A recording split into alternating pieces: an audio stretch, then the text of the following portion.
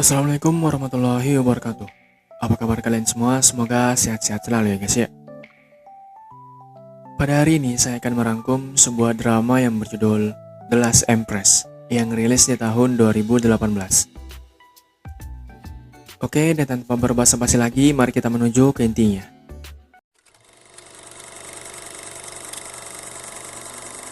Five, four, three, two, one. Drama berawal akan memperlihatkan kita pada sebuah keluarga kerajaan Korea Selatan yang kini berkuasa. Baru saja pulang sehabis melakukan perjalanan bisnis ke 5 negara Afrika sana. Sang raja bernama Lee Hyuk. Saat pesawat yang ditumpangi baru mendarat, ia beserta keluarga lalu digiring menuju ke lokasi tempat diadakannya konferensi pers. Yang dimana ia hendak memberi kabar baik kepada warganya mengenai masalah penyanderaan kapal yang sedang terjadi. 아프리카 해역에서 피랍된 대한적 말까지 석방시키겠다는 약속을 받아내. Lihatlah betapa berwibawanya Lee Hyuk ketika itu, menjabarkan segala gagasan yang ia ketahui di depan para awak media. Akan tetapi kegaduhan sempat terjadi sedikit di sana, akibat adanya salah satu reporter yang memberi pertanyaan aneh dengan tujuan menjatuhkan pamor sang raja. Menyadari hal tersebut, Ibu Permaisuri lalu memberi kode ke anggotanya untuk segera menyelesaikan acara konferensi pers ini. 배제하고 황제와 태후가 직접 나선 수렴 청정이라면 황실은 저희 황실에서 전액 지불하겠습니다. 지리응답은 이걸로 맞추. Habis itu, mereka berdua lalu menaiki mobil pribadi guna menuju kembali ke kerajaannya. Di situ Lee Hyuk sempat meminta maaf ke sang ibu, jikalau tadi ada beberapa kata teledor yang keluar sewaktu konferensi pers berlangsung. Ia juga mengatakan bahwa dirinya telah menyuruh asisten kerajaan untuk menata ulang kamar. Mendengar perkataan itu membuat sang ibu merasa kecewa, dikarenakan Lee Hyuk mengambil keputusan sendiri tanpa sepengetahuannya. 마음 상하셨죠, 어머마마. 제 불장을 다시 꾸미라고 했는데 어떻게 바뀌었어요? 공에 가시면 황제전을 Sementara di sisi lain, asisten kerajaan beserta para anggotanya sedang sibuk dalam menata ulang kamar sang raja, seperti apa yang dia inginkan sebelumnya. Namun di sela-sela pekerjaan tersebut, salah satu anggota tanpa sengaja menjatuhkan lukisan dinding kamar. Bersama dengan itu, si asisten menemukan sesuatu yang bisa dijadikan tameng bagi dirinya nanti, jikalau terjadi hal-hal yang tak terduga. Oh iya, si asisten kerajaan bernama Min Yura.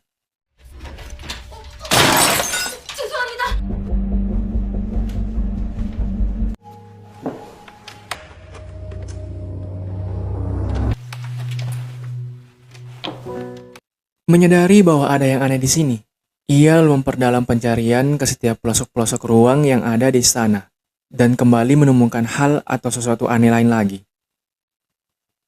Yang dimana, ternyata selama ini Ibu Permaisuri lah yang menempatkan kamera tersembunyi di dalam kamar Lee Hyuk, guna memantau segala aktivitas si anak dari bangun tidur di pagi hari, hingga tertidur kembali pada malam hari, ya guys ya.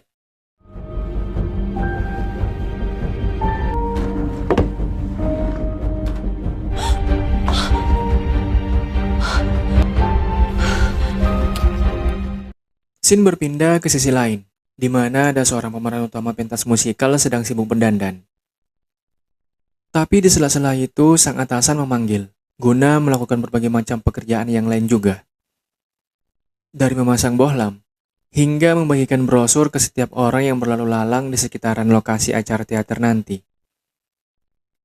Walaupun semua kegiatan tadi sangatlah melelahkan tentunya, but it's okay. Ia bernama Osani. 하고 그럼요, 감독님.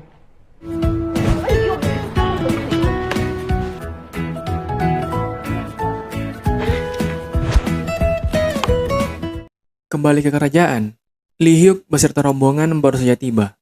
Ia lalu disambut hangat oleh asisten dan para pelayan lain.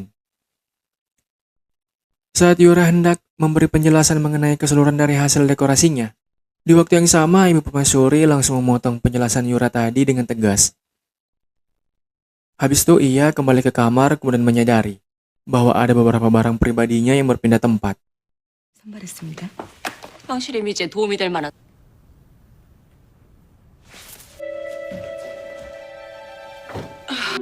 민유라가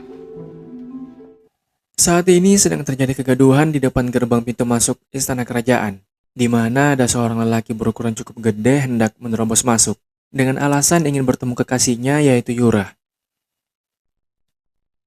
Tak percaya akan perkataan si lelaki tadi, para pengawal yang bertugas lalu melarang dia masuk begitu saja.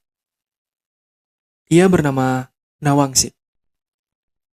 Beberapa waktu kemudian, tanpa sengaja Sani menabrak Wangsik hingga terpental ke daratan. 열불나네 진짜. 에휴 진짜. Tepat di hari ini, pihak kerajaan hendak melaksanakan acara jumpa temu dan makan bersama dengan beberapa warga negara terpilih. Akan tetapi ketika para tamu undangan yang lain telah hadir lebih dulu, Sani malah telat, bahkan sempat membuat sedikit kekacauan di sana. Oh ya, sekedar informasi ya, bahwa Sani ini sangatlah menyukai atau ngefans parah terhadap seorang raja negaranya sendiri, yaitu Lee Hyuk. 오선희 씨는 아직 안.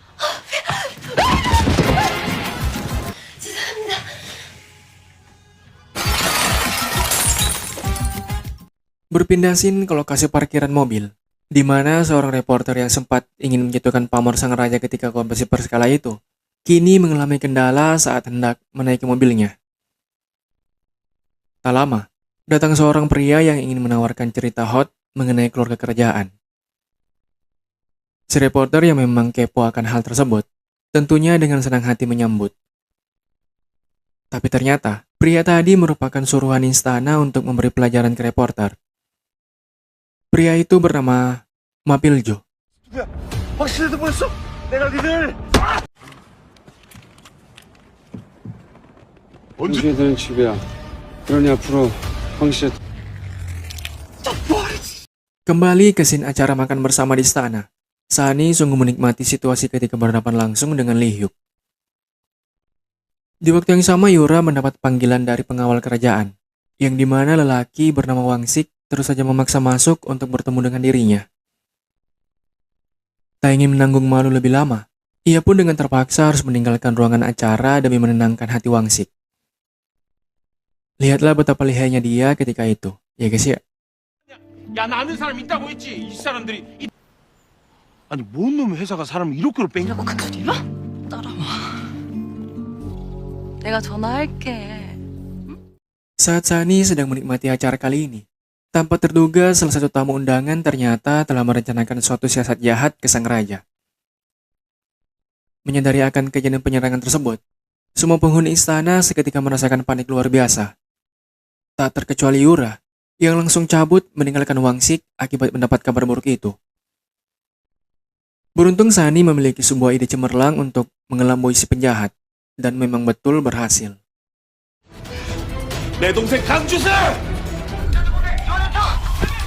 회한테 무슨 일이 생긴 거야?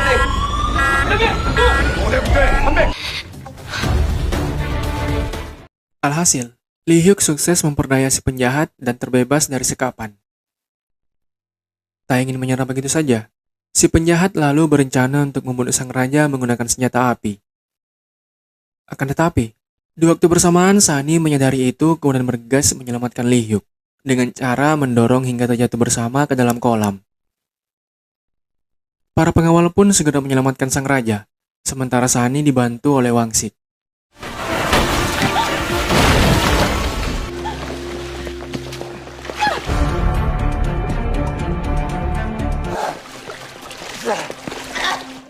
Berpindah scene ke rumah sekaligus tempat makan milik Ibu Wangsik, yang dimana kini agak ramai penduduk hendak sarapan.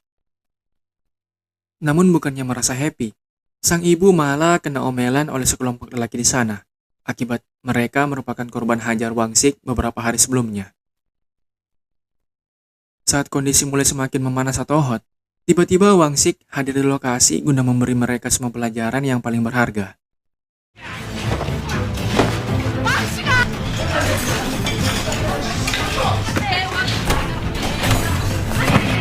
뭐야? 서울 간 거 아니었어? 자, 가자! Kini Sani mendapat pengobatan khusus yang memang telah dipersiapkan oleh keluarga kerajaan bagi para tamu undangan yang menjadi korban penyerangan sebelumnya. Tak lama Ibu Permaisuri beserta pelayan datang guna melihat kondisi korban, sembari berencana untuk memberi uang penghibur kepada masing-masing dari mereka. Mendengar itu, tentunya membuat dia happy and white, ya guys ya. Akan tetapi, Sani malah mengikuti tindakan terpuji dari para korban yang lain. 여러분들께 뭐 했다고? 돈 같은 거? 전혀. 죽다살아난 보 저도 완전 그렇게 생각. Pada malam hari, Lee Hyuk dibuat terkejut setengah dead setelah mendengar pernyataan Yura. Ia mengatakan bahwa selama ini Ibu Permaisuri telah menaruh kamera CCTV di setiap sudut ruangan kamarnya. Tak percaya akan hal tersebut, ia lalu menarik Yura masuk ke dalam kamar guna diinvestigasi lebih lanjut. Melihat bukti nyata di ponsel Yura, barulah Lee Hyuk mulai sedikit percaya. Ia kemudian menyusun rencana untuk membuktikan langsung.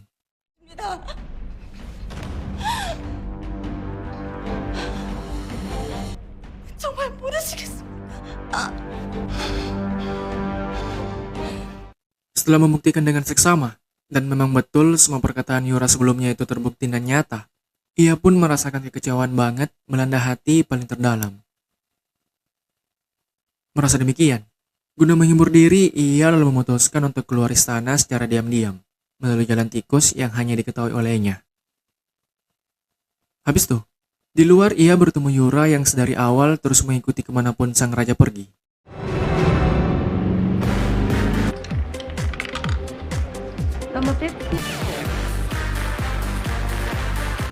필요 없다. Kesal dengan keluarga Wangsik yang selama ini terus saja membuntuti hidup pribadinya, Yura lalu memutuskan untuk mengakhiri itu semua. Hidup bebas tanpa ada bayang-bayang Wangsik sekeluarga lagi. Namun saat ia mencoba hal tersebut, di waktu yang sama mobil pribadi sang raja kebetulan lewat di jalan, dan tanpa sengaja menabrak ibu Wangsik yang sudah cukup sekarat. Menyadari kejadian tadi membuat mereka berdua merasa terkejut dan syok. Ditambah suara teriakan Wangsik yang mencari-cari ibunya.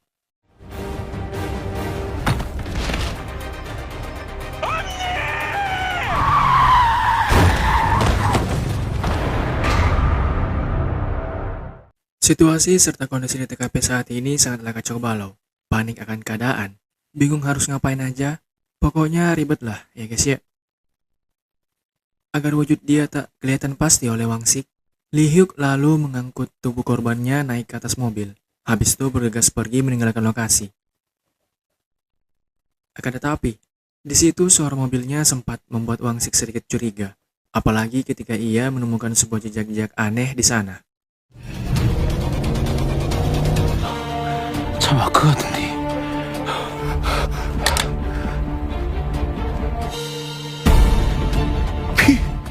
Merasa penasaran banget akan di mana keberadaan sang ibu, Wangsik pun terus mengikuti mobil Lee Hyuk hingga tiba di villa milik keluarga kerajaan. Di situ ia betul menemukan bukti yang cocok dengan TKP sebelumnya. Wangsik lalu coba melakukan pencarian. Beruntung bagi mereka berdua, karena perhatian Wangsik sedikit teralihkan oleh suara bising air dari arah berbeda. Lee Hyuk beserta Yura lalu memanfaatkan itu untuk kabur. Walau wajah sang raja sempat nampak jelas di mata Wangsik.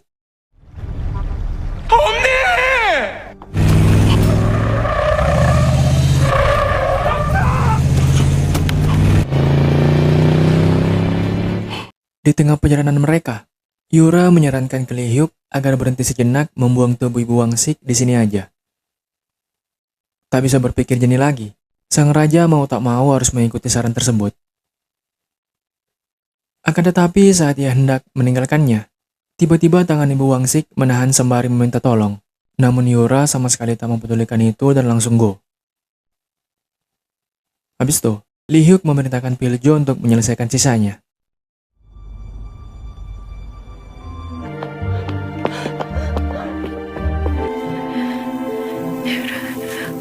다 줘. 하나도 남기지 말고 전부 다! Beberapa waktu kemudian, mayat ibu Wangsik baru saja ditemukan di pinggiran jalan. Mendapat informasi tadi dari pihak RS, Ia mengatakan bahwa ibunya kini berada di sana dan sudah tak bernyawa lagi. Ia pun bergegas menuju ke lokasi. Lihatlah betapa sedihnya dia ketika itu. Sama sekali tak percaya akan kematian sang ibu, sehingga ia masih sempat berlutut di kaki si dokter, guna memohon untuk segera memberi pengobatan.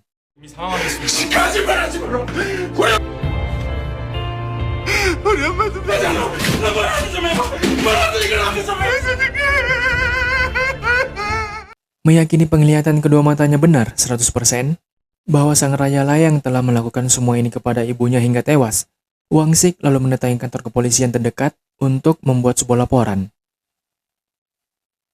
Namun akibat ia memperlihatkan tingkah laku yang sangat agresif di hadapan para petugas, malah membuat pihak kepolisian sana merasa tak nyaman dan tak yakin akan laporan tersebut.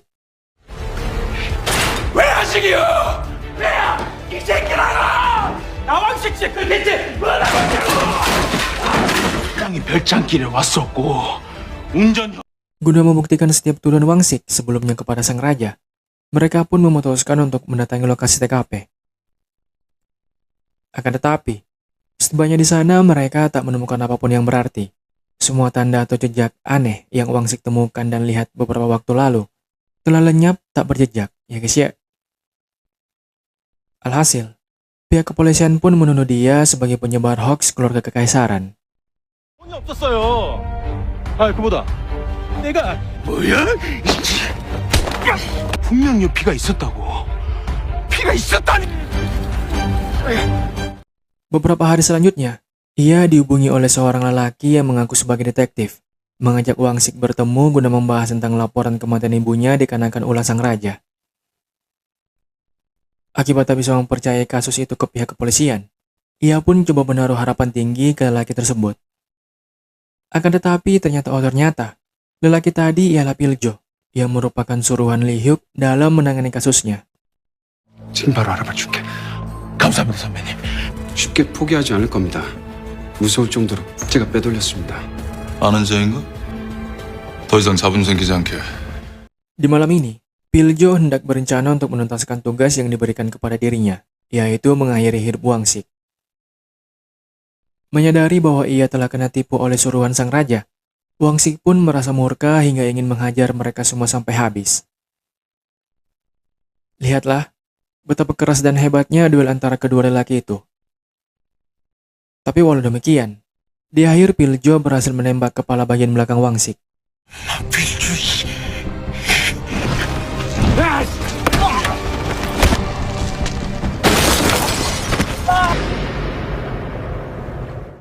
Besoknya ada seorang lelaki beserta anjing peliharaan dia sedang berjalan-jalan di pinggiran bebatuan pantai.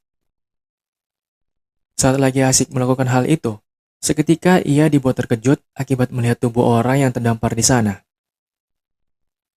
Sialnya di waktu bersamaan, Piljo dan para anggota juga hadir guna memastikan kematian Wang Sik.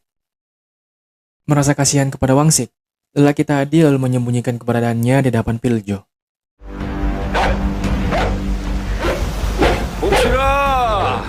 혹시나 이래서 그런 거예요. 물리기 전에 어서.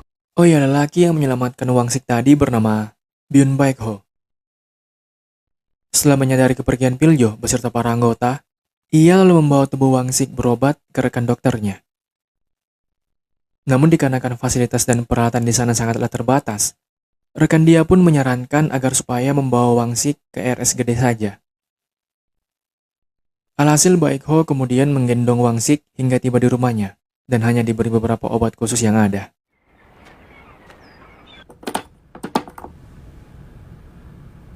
해도 출혈이 계속될 것이오. Pada malam hari, Wang Sik baru terbangun akibat mengalami mimpi buruk banget. Ia juga merasakan sakit luar biasa di bagian kepalanya. Tak lama Piljo beserta anggota datang dengan menaiki sebuah mobil. Menyadari hal tersebut, Wang Sik lalu mencari tempat persembunyian yang aman. Akan tetapi Piljo tentunya tak akan menyerah begitu saja. Ia kemudian terus mencari dengan penuh semangat. Beruntung saat Wang Sik nyaris ketahuan, Baek-ho membuat sedikit pergerakan nekat.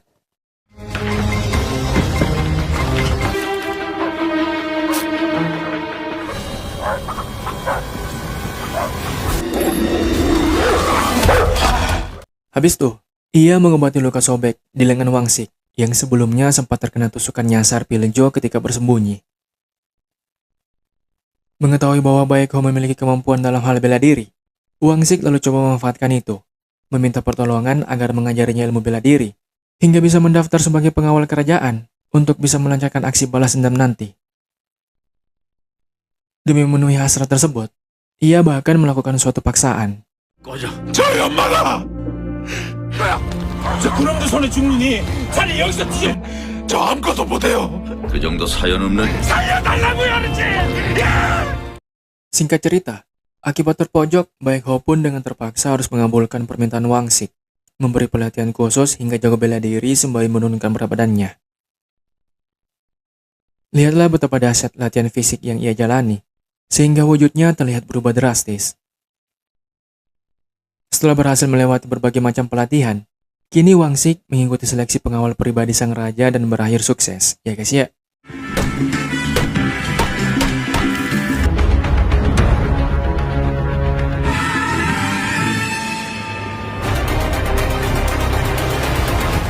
Oke, cukup sampai sini rangkuman dari sebuah drama yang berjudul The Last Empress. Sangat disarankan untuk menonton langsung full episodenya, ya teman-teman. Seperti biasa, jangan lupa di like, comment, share, dan subscribe juga bagi yang belum. Thank you so much guys for watching, and I'll see you next time. Wassalamualaikum warahmatullahi wabarakatuh. Bye-bye, guys.